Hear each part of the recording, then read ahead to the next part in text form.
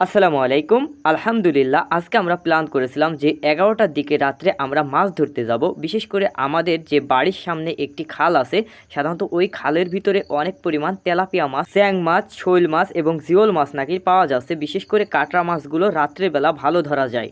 আমরা যে পদ্ধতিতে মাছ ধরে থাকি এটা গ্রাম্য ভাষায় বলা হয় যে আলো কাটা, আর এভাবে আমরা প্রায় সংখ্যক সময় মাছ ধরি। বিশেষ করে আপনাদেরকে এর আগে কখনো দেখানো হয়নি যে কিভাবে মাছ ধরি। মূলত একটি ধারালো ঝুপি থাকে যেটা মূলত আমরা শিক দিয়ে তৈরি করি, সাথে একটি লাইট। এই লাইট দিয়ে সাধারণত খালের কোলে লাইট মেরে দেখি যে মাছ আছে কিনা। রাত্রের বেলা ওরা সাধারণত খাবার সংগ্রহ করার জন্য ওরা কোলে আসে, আর ওই সুযোগে আমরা ঝুপি দিয়ে ওদের উপরে আক্রমণ করি এবং ওই সময় ওরা সাধারণত এই ধারালো ঝুপির ভিতরে আটকে যায় এবং এই শিকগুলো ওদের গায়ে বেঁধে যায় এবং যাওয়ার পরে সাধারণত ওরা আর দৌড় মারতে পারে না। আমরা সাধারণত এভাবে ছুড়িয়ে নিই।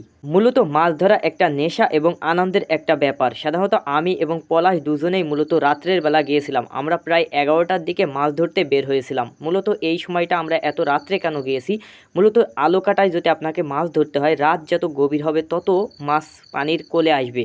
সাধারণত কাটরা প্রজাতির যে সকল মাছগুলো আছে এরা সাধারণত আপনার রাত্রের বেলা খাবার সংগ্রহ করে। মূলত যেরকম তেলাপিয়া মাছ রয়েছে, তারপরে স্যাং মাছ, জিওল মাছ, তারপরে আপনার ফলুই মাছ, তারপরে শোল মাছ, এগুলো আপনার রাত্রের বেলা সংগ্রহ করে খাবার। আমরা সাধারণত এই আলো কাটার সাহায্যে 7 থেকে 8 কেজি পর্যন্ত আপনার মাছ ধরেছি রাত্রের বেলা।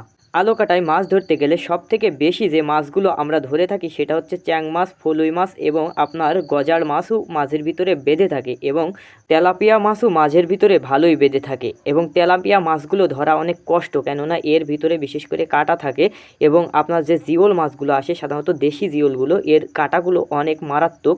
যেহেতু আমরা যা কিছুই করি সব কিছুই আপনাদেরকে দেখানোর চেষ্টা করি, তাই ভাবলাম যে আজকে আপনাদেরকে মাছ ধরাটা দেখাই। যেহেতু আমরা অনেক রাত্রে গিয়েছিলাম মাছ ধরতে, সেজন্য আমরা বেশি মাছ ধরিনি, 1 কেজি মতো সাধারণত আমরা মাছ ধরেছিলাম।